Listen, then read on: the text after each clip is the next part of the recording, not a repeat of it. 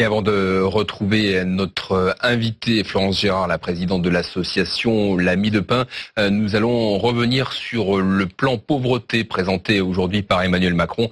Un plan pour lutter contre la pauvreté autour de 3 axes. Oui, une série de mesures pour ne pas oublier les derniers de cordée. C'est Emmanuel Macron qui l'a dit ce matin. Priorité à la jeunesse notamment. Alors 3 axes, la petite enfance, l'emploi des jeunes, mais aussi la simplification des aides sociales. Les détails avec Jeff Wittenberg et Philippe Deslandes. Le scandale de la pauvreté.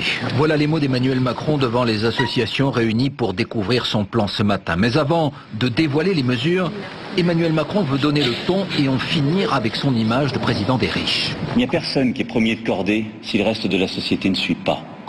N'oubliez personne, c'est dire aux premiers de cordée, n'oubliez pas les derniers de cordée. La pauvreté, développe Emmanuel Macron, elle commence dès la petite enfance. Le plan prévoit donc une aide massive pour l'ouverture de nouvelles crèches, en particulier dans les milieux défavorisés. Par ailleurs, le chef de l'État souhaite que des petits déjeuners soient servis systématiquement dans les zones d'éducation prioritaire, ainsi que la cantine à 1 €.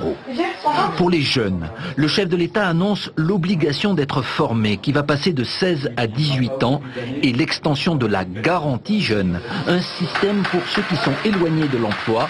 100 000 bénéficiaires aujourd'hui, 500 000 à la fin du quinquennat.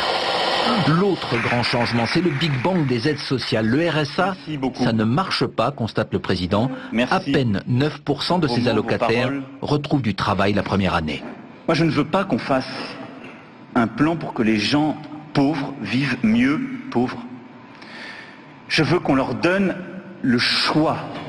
Le choix de retrouver un emploi, précise Emmanuel Macron, qui veut donc créer un service public de l'insertion et en 2020, la mise en place d'une prestation unique, le revenu universel d'activité, qui fusionnera les actuels RSA, primes d'activité et autres types d'aides. On apprend des personnes pauvres. Et c'est elles qui ont la réponse. Ce que je vous dis, c'est ce qu'elles nous ont dit. C'est ce qu'elles m'ont fait comprendre. Moi, je ne le comprenais pas il y a 15 mois, ce que je vous dis là. Les premières réactions des associations sont positives ce matin, même si elles attendent de voir si les moyens seront bien au rendez-vous. 8 milliards d'euros doivent être consacrés à ce plan en 5 ans. Voilà, et pour en parler, notre invitée Florence Gérard, bonsoir. Vous présidez l'association L'Ami de Pin. Alors vous qui travaillez au quotidien avec des personnes en grande précarité, quelle est votre réaction? Est-ce que ce plan, ce énième plan, est suffisant à vos yeux? Alors quelque chose d'important, c'est qu'à l'Ami de Pin, on croit vraiment que la pauvreté n'est pas une fatalité et que toute personne a une place dans la société. Et j'avoue qu'entendre quasiment ces mots-là dans la bouche du président de la République ce matin, ça fait chaud au cœur et on se dit qu'on partage quelque chose et que de cette consultation qu'il y a eu, effectivement, il a entendu un certain nombre de choses. Oui, effectivement, il a dit... je veux éradiquer la grande pauvreté. 8 milliards pour éradiquer la grande pauvreté sur 4 ans, c'est suffisant ça? Alors la question c'est, on entend, il y a une ambition, il y a une volonté, ça c'est positif. La question ensuite c'est, est-ce que c'est la bonne approche? On a plutôt l'impression que l'approche est bonne, elle est globale.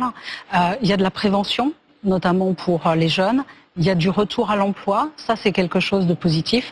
Il y a la mobilisation des territoires, la mobilisation des associations, de l'expérimentation.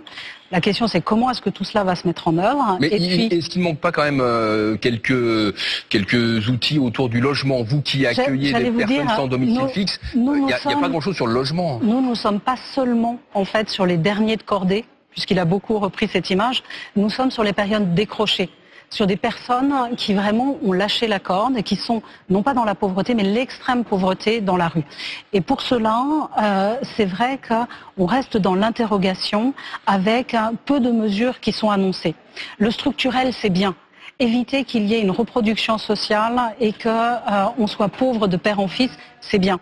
Le sujet, c'est pendant que l'on va repenser cette politique, pour ceux qui aujourd'hui sont à la rue, ceux qui aujourd'hui sont dans les centres d'hébergement, qui aujourd'hui ne peuvent pas encore retourner dans l'emploi, eh bien qu'est-ce que l'on va faire? Et là, on se pose la question clairement, comment est-ce qu'on va passer par exemple cet hiver? C'est pas forcément l'objet de grandes annonces d'un président de la République, mais c'est une préoccupation des personnels et des associations et des bénévoles sur le terrain.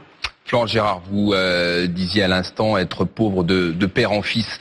On va voir ce sujet réalisé par Lynn Landau en dessin et en chiffres concernant le fameux ascenseur social en France. Est-ce que ce plan va permettre d'améliorer l'égalité des chances? On en reparle juste après ça. Quand on est dans une famille modeste, qui gagne dans les 10% des revenus les plus bas, combien de générations faut-il pour que ses descendants intègrent la classe moyenne avec des revenus moyens? Avant 75, nos parents pouvaient compter sur l'ascenseur social qui marchait plutôt pas mal. Mais aujourd'hui, il est un peu en panne. Imaginez-vous dans un gratte-ciel, avec des marches hautes comme ça. C'est-à-dire que les personnes tout en bas sont moins nombreuses à gravir les échelons, tandis que tout en haut, la plupart des riches gardent leurs privilèges. Dans l'OCDE, il faut en moyenne 4 générations et demie pour passer d'un revenu modeste à un revenu moyen, soit 135 ans.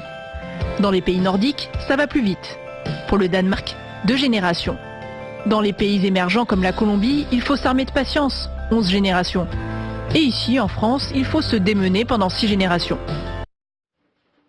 Voilà, 6 générations pour passer de l'état de pauvreté à la classe moyenne.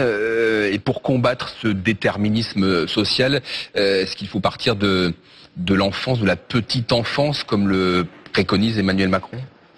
Alors ça, c'est pas l'expérience de l'associative, mais à titre personnel, pour avoir grandi à Vénissieux-les-Minguettes, je pense que nous sommes 3 de ma génération, de CP, à avoir passé le bac, et nous ne sommes pas beaucoup à avoir fait des études supérieures. Je pense que ça se passe vraiment à l'école, c'est aussi la fille d'institutrice qui parle. Mais des mesures concrètes sont et à la crèche aussi, parce que là, il y a dans ce plan de nombreuses places de crèche supplémentaires.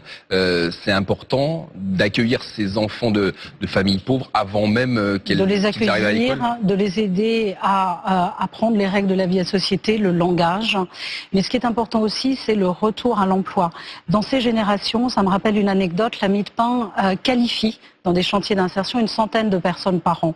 Et un jour, on remettait les diplômes et un monsieur de 58 ans, je me disais, est-ce que ça sert à quelque chose de donner un diplôme à un monsieur de 58 ans?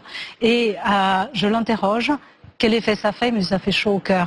Je suis le premier dans ma génération à avoir un diplôme. Et ce soir, je vais rentrer et je vais dire à mes petits-enfants, nous ne sommes pas maudits, nous pouvons dans la famille avoir des diplômes. Les dispositions qui sont proposées notamment pour développer l'insertion par l'activité économique, ce sont des mesures utiles et qu'il faut amplifier et qui peuvent permettre à des personnes d'y croire dès aujourd'hui. Donc vous dites ce plan c'est plutôt bien, même s'il manque quelques petits détails, mais votre inquiétude, vous, c'est comment les gens vont passer l'hiver, parce que entre ces annonces et la concrétisation, il va falloir du temps, il va falloir que chacun se remonte les manches. C'est aussi une autre façon de travailler ensemble entre l'État, les collectivités locales, les associations, et il faut qu'on s'y mette très vite. Florence Gérard, présidente de l'association La Mie de Pain, merci beaucoup d'avoir été avec nous sur France Info. C'est moi qui vous remercie.